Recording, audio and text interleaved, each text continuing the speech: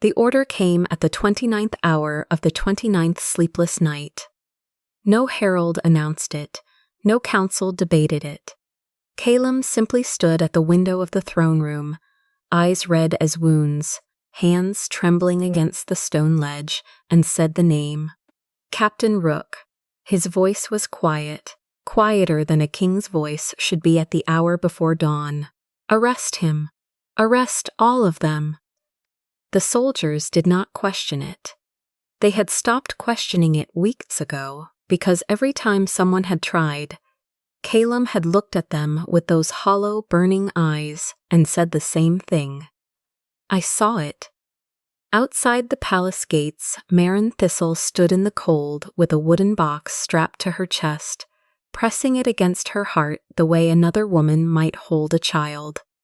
She had arrived an hour ago at the invitation of a local magistrate who had run out of ideas. She had not wanted to come. She had never wanted to come anywhere near this palace, this king, or the cold stone authority that poured off its walls like river fog. Inside the box, her bees were moving wrong. They had been moving wrong since the night chapel bells rang 3 times. That low, hollow tolling that seemed to press down on the air like a thumb on a bruise. The bees did not fly. They crawled in slow circles, confused, searching for something they could not name. Marin knew that feeling. She pressed the box tighter against her chest. Then the doors opened and Captain Rook was dragged out. He was not fighting. That was the thing that made her stomach drop. Rook was tall, broad-shouldered, and had the steady eyes of a man who had stood in fires and not flinched. He was not fighting because there was nothing to fight. There was no evidence. There was no trial. There was only the word of a king who had not slept in 29 nights, who had dreamed of betrayal, and whose dream had become law before the sun came up. A young soldier tried to explain something, tried to speak, tried to step forward, and offer a word in Rook's defense. A fist caught him across the temple.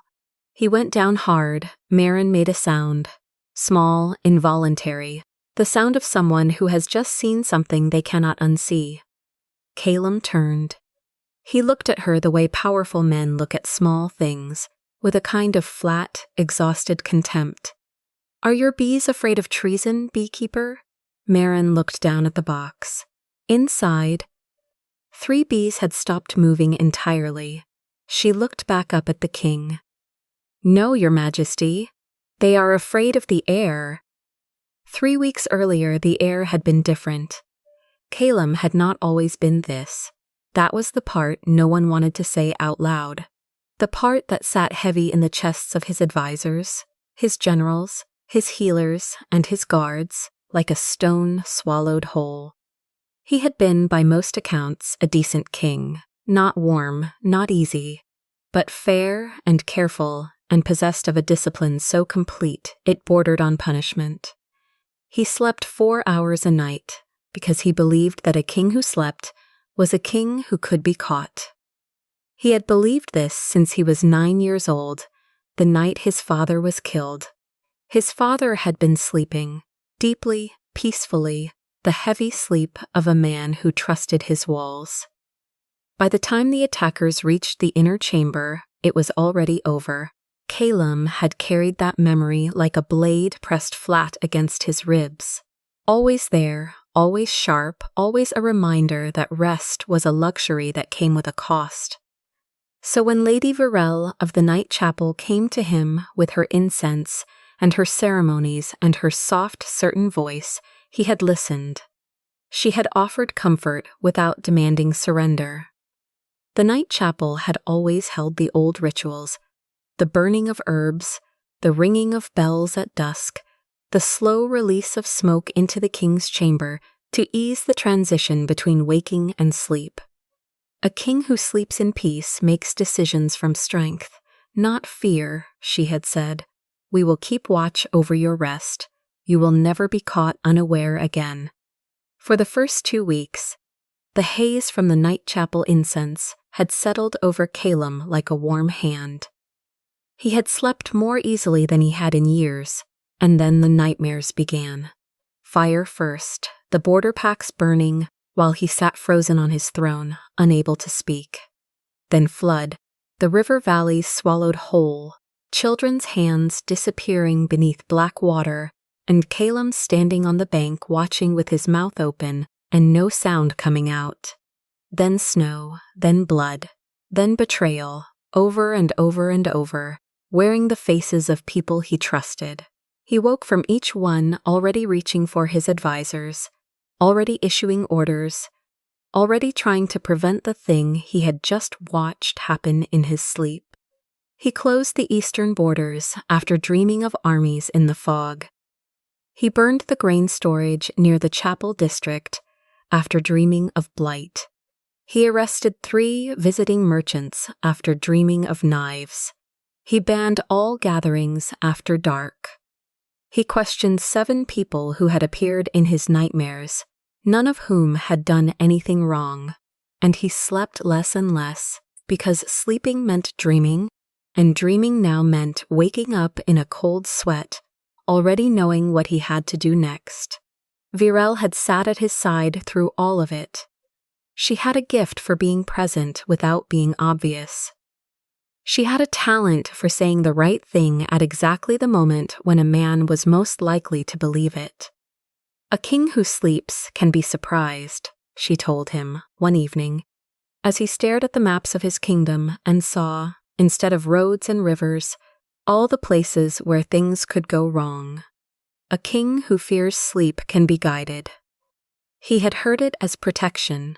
He had not heard it as a leash being fitted around his throat.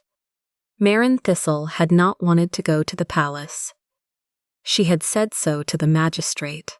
She had said so 3 times, each time softer than the last, the way she said most things, gently, carefully, in a voice calibrated to cause the least possible disruption. He had sent a cart anyway. She lived in Thistlemead, a village at the edge of the valley where the air was clean and the light came slow through the trees. In the morning, she kept bees. She made honey for sick children and wax for the midwife's candles, and small, careful tinctures that she left at doors, with notes written in her smallest handwriting, because she had learned early that people were more likely to accept help when it didn't feel like an imposition. She was not a healer. She was not a scholar. She was not a courtier or a diplomat or a woman of any particular consequence. She was a beekeeper, and she was very good at noticing things that other people didn't think were worth noticing. The thing she had noticed 3 weeks ago was that her bees were wrong. Not sick, not dying, just wrong. They came out of the hive at night, which they did not do. The wax they produced had gone gray at the edges, which happened only when something in the air had contaminated the nectar. 2 of them had died on the same morning, on the side of the hive that faced the palace road. Marin had pressed her palm flat against the wood of the hive and felt it humming differently. A low, unsteady vibration that matched, she realized, the rhythm of the night chapel bells. She had taken a sample of the gray wax. She had smelled it. Beneath the honey and the beeswax, very faint, almost not there at all. She had caught the edge of something that made the back of her throat tighten. Nightbane. She knew nightbane. Her mother had taught her every flower that could hide in a meadow and look like something harmless. Nightbane bloomed small and blue-white and smelled, to most people, like rain. To bees, it was a slow poison that confused the navigation centers of the brain and made them forget which way was home. The question was what Nightbane was doing in the incense coming from the night chapel. And the second question, the harder one, was what it was doing to the king. She had stood in the palace council chamber and tried not to visibly shake. She had failed at that. The council members had looked at her the way people look at something that has wandered into the wrong room. With a kind of polite bafflement, that was just barely covering impatience. Calum had not bothered with polite bafflement. "They brought me a beekeeper," he said, because the healers ran out of courage. The room had made a small, collective sound that was not quite laughter and was not quite silence. Marin had looked at the floor. She was good at looking at the floor. She had spent years perfecting the art of making herself smaller in rooms where she didn't belong, shrinking down to a size that wouldn't offend anyone or take up too much of the available air. Then the night chapel attendants had entered, bearing their censers, and the room had filled with smoke. Her bees went still inside their box, all of them, all at once, in the same moment, a sudden cessation of movement so complete. It felt like a held breath. She thought, the air, she thought. It is here too, she thought. Someone should say something. She looked at the council members in their careful robes. She looked at Healer Orin, who was watching Calum with the expression of a man who knows what he is seeing and has decided not to name it. She thought about her mother. She thought about the winter. The Nightbane evidence had been building for days before Lady Virel finally noticed Meren noticing.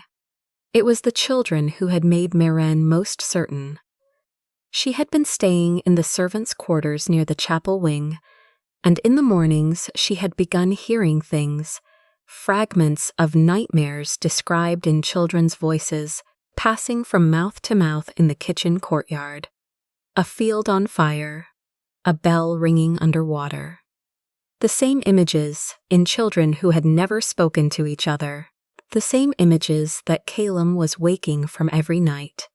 Meren had written it all down. She had written down the times the bells rang. 3 rings always, never 2, never 4. She had written down which children had the dreams and where they slept. She had written down the color of the wax from the hive she'd been permitted to keep outside the east wall. She had written down the smell of the candles in the corridor outside the king's chamber, because she had walked past them, and she had smelled it. Faint, very faint. But there. She had been about to go to Healer Orin with everything when Virel found her in the corridor. Lady Virel was beautiful in the way that certain expensive things are beautiful. Precisely, deliberately, in a manner designed to communicate that beauty was the least interesting thing about her. She had looked at Meren's notes, and her bees, and her small, careful handwriting, and she had smiled. "Are you accusing the night chapel?" she had asked, her voice as smooth as poured water. "Little Beekeeper." Meren's mouth had gone dry. She thought of her mother standing in the snow outside the village. Her hands empty, her face turned away. She thought of the lording soldiers and her own silence, the silence that had felt, at the time, like survival, and had turned out, in the end, to be its own kind of death sentence. She thought of how it had felt to watch her mother leave and know that she had not said what she knew. She thought, "I am not certain," she thought. "Not completely," she thought. "What if I am wrong?" she said. "I am not certain." Virel's smile did not change. The night chapel incense burned that night. The bells rang 3 times. Calum dreamed. In the morning, Captain Rook and the Night Guard unit were arrested. A young soldier who tried to speak in Rook's defense was knocked down and did not get back up quickly. Meren learned about it in the kitchen, from a woman who was crying into her apron, and she sat down on a bench with her hands in her lap and understood what her silence had cost. She went to Healer Orin first. He was sitting in his workroom among his bottles and his records, with the look of a man who has been sitting in the same chair for a very long time, afraid to stand up. "I need to speak to the king," she told him, "about the incense, about what I should have said 3 days ago." Orin was quiet for a long moment. Then he said, heavily, "I know what you're going to say. I have known for some time that the king needs rest. True rest without incense, without ceremony. He paused. I never said he must not command. I knew it. I set it around it. I framed it gently. I used language that the night chapel could push aside. He looked up at her. I was afraid of them. Marin understood. She understood it in her bones.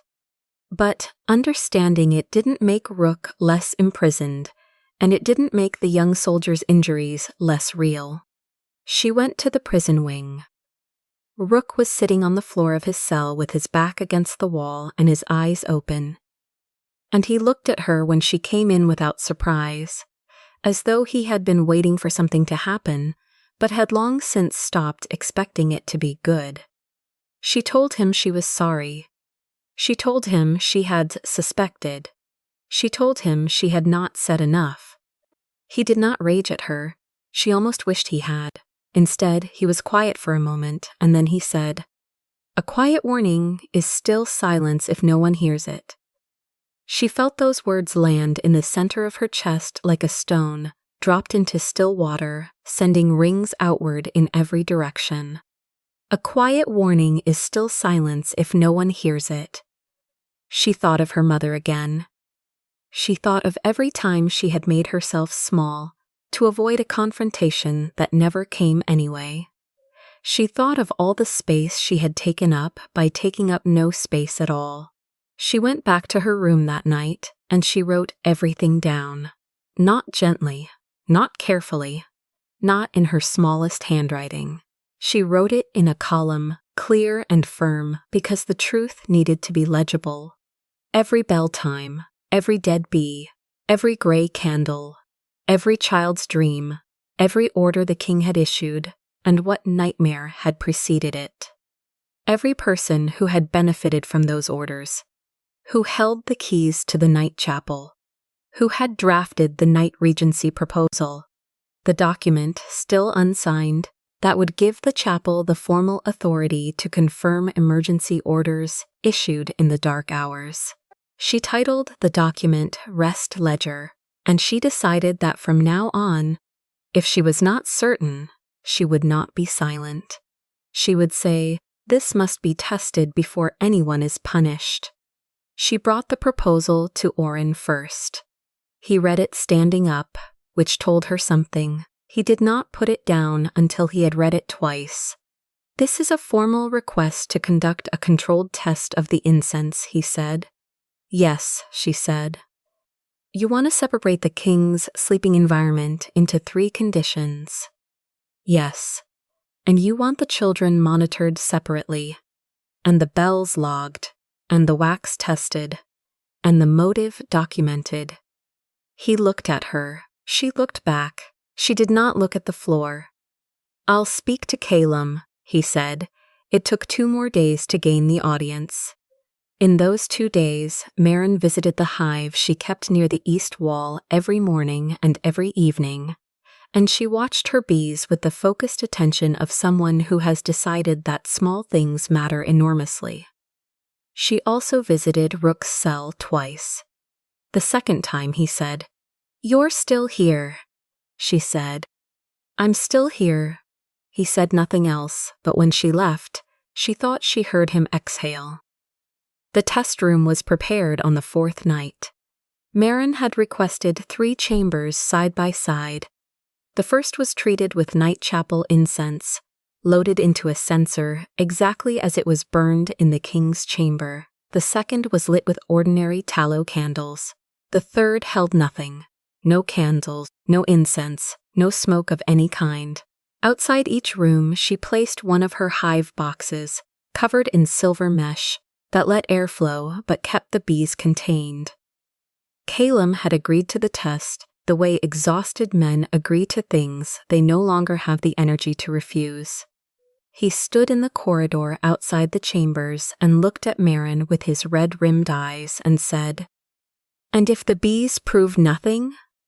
Then we will have ruled out one possibility," she said. "And if they prove something, then we will know where to look next." He stood at the threshold of the 3rd chamber for a moment. She could see it in the set of his shoulders, the old fear, the one that had been there long before Virel and long before the poison. The fear that sleeping meant being caught. That closing his eyes was the same as opening a door he could never guard. She said, quietly, "Sleep is not surrender. It is the road every mind must walk to return alive." He did not answer, but he walked through the door. He lay down. He did not expect to sleep. Maren stationed herself at the end of the corridor, with Oren beside her, a healer's lamp in his hand and his fingers on his own pulse, counting. The night chapel bells rang 3 times, as they did every night. In the first box, the one outside the incense chamber, the bees went still. All of them in the same moment, the same sudden cessation she had first seen weeks ago. In the second box, the bees slowed but kept moving. In the third box, they were fine. In the chapel wing, a child began to cry. Maren knew before anyone reported it that it was Anya. Anya was the small, serious orphan girl who lived in the dormitory closest to the night chapel bell tower, and who had been describing the same nightmare for 2 weeks. A field on fire, a bell ringing underwater. The same thing Calum saw every night when the bells rang 3 times. In the third chamber, behind the closed door, Calum made a sound. Not a scream, but something tighter, something that came from a man whose body was bracing against something. Then quiet. Then, after a long pause, the specific quality of silence that belongs to actual sleep. Oren collected the incense sample from the first room and brought it to a small dish of reagent solution. The smoke turned color. He looked at it for a long moment. Then he looked at Maren. "Dream venom," he said, nightbane derivative, combined with sleeproot ash and something I'll need to test more carefully. But, Maren, this is deliberate. She already knew, but hearing it said aloud, in Oren's careful medical voice, made the shape of it real in a way it hadn't been before. She walked to the door of the third chamber. She knocked softly. There was no answer. She opened the door just enough to look inside. Calum was asleep, not restless, not bracing, asleep. She closed the door again. She turned to Oren. "Tomorrow," she said, "he needs to see the ledger." He was not easy to wake. That was the first sign that something had changed. In 29 nights of poisoned sleep, Calum had never been hard to wake. He had snapped awake at the slightest sound, reaching for his sword, reaching for his advisors, already issuing orders before his eyes were fully open. This morning, when Oren knocked on the door of the third chamber, there was a long pause before the king's voice came back, slow and low and disoriented in the way that people sound when they have actually slept. Maren waited in the corridor. When he emerged, he looked, not well, but different. The redness in his eyes had diminished slightly. His hands were not trembling. He looked at Maren with an expression she had not seen on his face before. She brought out the ledger. She did not apologize for it. She did not preface it. She laid it on the table in Oren's workroom and stood beside it and said, "Every order you issued in the past 29 nights is listed here. Beside each order is the night that preceded it. Beside each night is the incense schedule from the night chapel." He picked it up. He read it slowly. She watched his face move through things she could not name. The eastern border closure, the night of the flood dream.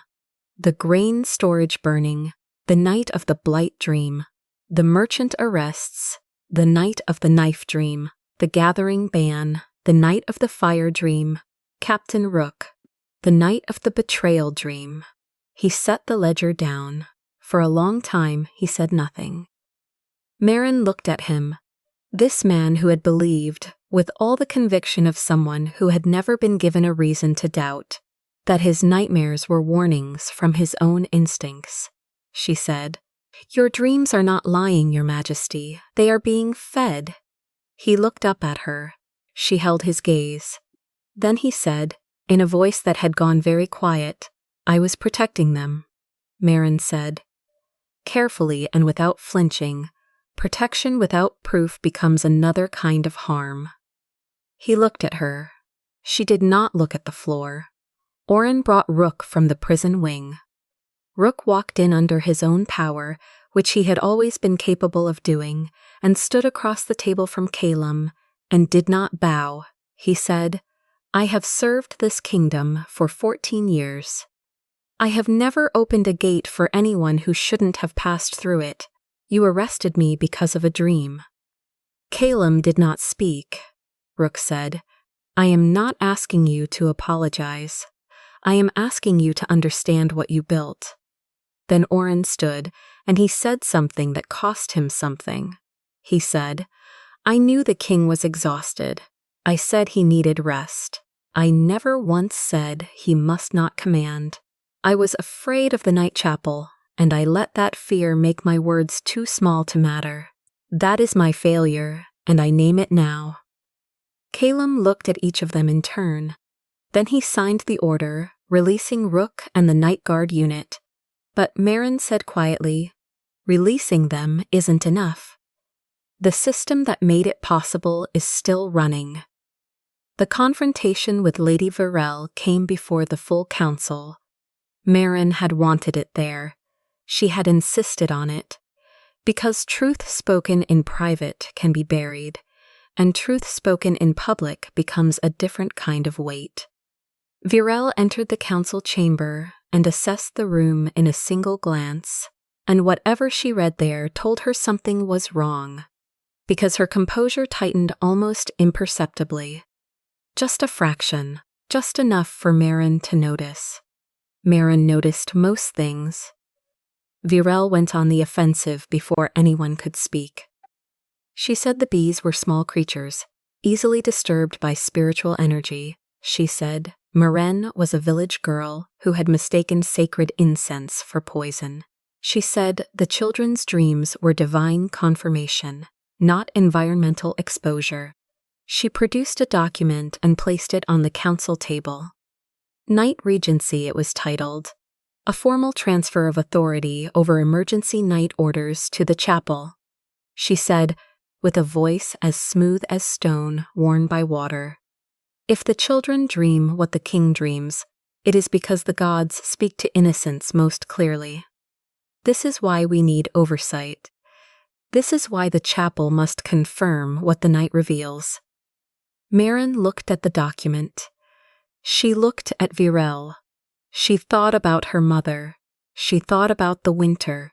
She thought about Rook on the floor of his cell, looking up at her without rage, without hope, just with the quiet endurance of a man waiting for someone to finally test the truth.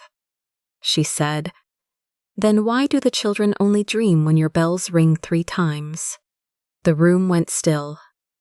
Virel's composure remained, but something behind her eyes shifted. She looked at Marin with a kind of cold precision that was the most dangerous thing Marin had ever seen directed at her. "The Beekeeper," she said, "should remember what she is. Remove her from this chamber." Calum, who had been silent, who was visibly exhausted, who was still carrying 29 nights of poison in his blood and fear in his bones, turned toward the guards. Marin looked at him. She did not plead, she said. A tired king can still be dangerous if everyone is too afraid to tell him he is tired. It was the most direct thing she had ever said to a person with the power to destroy her. She felt her hands shaking, and she did not hide them.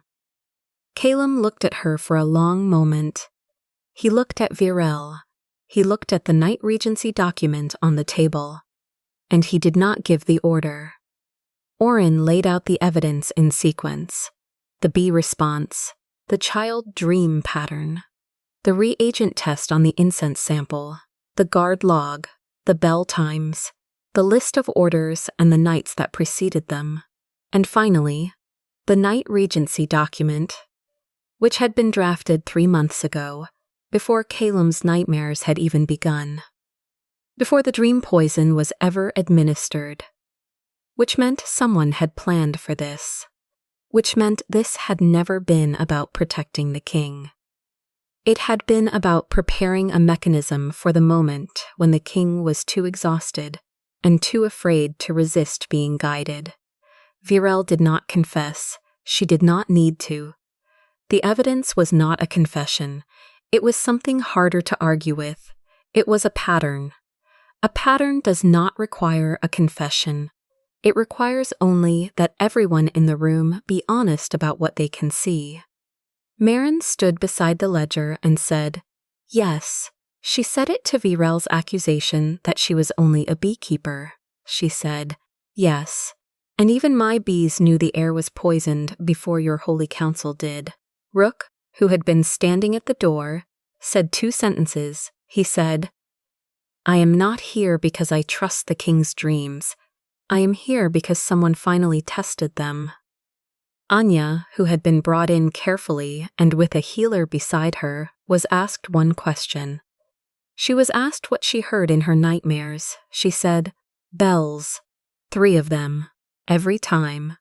Oren signed his name to the chemical test results. The guards sealed the night chapel.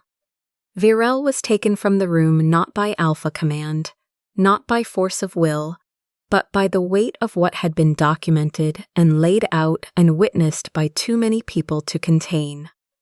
Calum had not raised his voice. He had not used what he was. He had let the truth do what truth does when it is given enough room. The apology came the next morning. It was not a comfortable thing to witness. Calum stood in the main hall and spoke to his council and his guards, and the people who had been present for the worst of the last 29 nights, and he named what he had done. He said he had been administered dream venom without his knowledge. Then he said that was not the full accounting. He said he had built a kingdom where no one felt able to tell him he was too tired to rule safely. He said he had treated exhaustion as weakness for so long that everyone around him had learned to treat it the same way. He said the borders he had closed had hurt trade families who had done nothing wrong. He said the grain storage he had burned had been someone's livelihood. He said Captain Rook and 14 members of the Night Guard unit had been imprisoned because of a nightmare, and that was not a thing that poison alone could explain. He said, "I am responsible for the orders I gave. I am responsible for the fear I created in this palace around the subject of my own rest. The poison made me more afraid. It did not make me give those orders. I did that." He signed the night order reform that afternoon. Maren had not written it. She had contributed to it. Oren had contributed. 3 council members who had been watching the nightmare orders accumulate with increasing dread had contributed. Rook had contributed a single sentence that became the first clause. The reform said that no order of arrest could be issued based solely on the content of a dream. It said that all emergency night orders required healer certification of the commanding officer's mental clarity. It said that the incense, candles, and ritual materials used in the king's chambers would be logged and tested by an independent body. It said that children and servants could not be used as spiritual evidence without environmental testing. It said that the king had both the right and the obligation to rest, and that if a crisis council determined he had been awake too long, non-urgent orders could be held until he had slept. And it created a new office, Keeper of Rest. The Keeper held authority to issue a red warning when evidence suggested that exhaustion, toxin exposure, or compromised sleep was distorting the king's judgment. The warning did not remove the king's power, but it placed the evidence on record and required acknowledgement before further orders were signed. Calum offered the position to Maren, not because she was his mate, not because she had saved him, because she had built the system, and because the system was the point. She accepted it, not because of what it meant between them, but because of what it meant for the kingdom. Because somewhere in the city, Rook was walking back to his post. Because Anya was sleeping without hearing bells ring underwater. Because there was a ledger now, a real one, maintained by a real office with real authority, that existed to ensure no one would ever again have to choose between saying the hard thing and protecting themselves. The conversation in the garden happened 3 weeks later. The bees were fine. They moved in long, easy arcs through the late afternoon light, navigating the flowering herbs along the south wall, with the unhurried confidence of creatures who know exactly where they are going. Marin was checking the hive when she heard Calem's footsteps on the stone path. He walked differently than he had a month ago. Not lighter, he was not a lighter man, and she didn't think he would ever be that. But less braced, less like a man perpetually waiting to catch the blow that was about to land. He stopped at a reasonable distance and said, "I used to think gentleness was a form of weakness. I thought it meant someone wasn't paying close attention." She kept her eyes on the hive. "I think I understand now," he said, "that I had it backward. Gentleness requires more attention, not less." She turned to look at him. "I also used it wrong," she said. "I told myself I was being gentle. I was being careful, and careful is not the same thing. Careful kept me quiet when I should have spoken." He nodded. Then he said, "Carefully," and she thought that he was choosing the word deliberately. "I would like to know you. Not as a king who needs someone to hold him together. As a person who is trying to learn that sleep is not a surrender." She looked at him for a long moment. She thought about what it would mean to answer. She thought about what it would mean to answer honestly rather than carefully. She said, "Ask me when you are rested, and when I am not afraid to answer." He looked at her. She thought she saw something in his face that was not a king's expression, something smaller and more specific than that. He said, "Then I will ask again." She turned back to the hive. The bees moved through the clean afternoon air, easy and unhurried, going exactly where they meant to go. A year later, the House of Rest occupied a wing of the palace that had once been used for storage. It was not large, but it was necessary, and it was used, and those two things were enough. Every emergency order that came through the night hours passed through the House of Rest before it was sealed. Healer on duty. Guard log reviewed. Environmental test cleared. Keeper's confirmation. It was slower than the old system. It was also safer than the old system. Anya had stopped dreaming of bells ringing underwater. She lived now in a house near the garden, with a woman who had applied to be her guardian through the council's new ward placement system. A system that Orin had proposed and Marin had helped design, and Calem had signed without argument. Rook had returned to commanding the night guard. He had not thanked Marin for it. She had not expected him to. They had an understanding now that was more useful than gratitude, a kind of mutual respect built on the shared knowledge of what it costs to name the truth in a room where powerful people would prefer silence. One evening in the late autumn, a report came in after the council had sat down for the night session. Movement along the northern border, possibly a pact dispute, possibly nothing. Calem picked up the report and started to read it. Then he stopped. He set it down. He said, "Has the air been tested?" Orin looked up from his records and said it had. Everything was clear. Calem looked across the table to where Marin sat with the ledger open in front of her. He said, "And have I slept enough to command?" She looked at him. This man who had once stood at a window in the dark and given orders out of a nightmare and called it governance.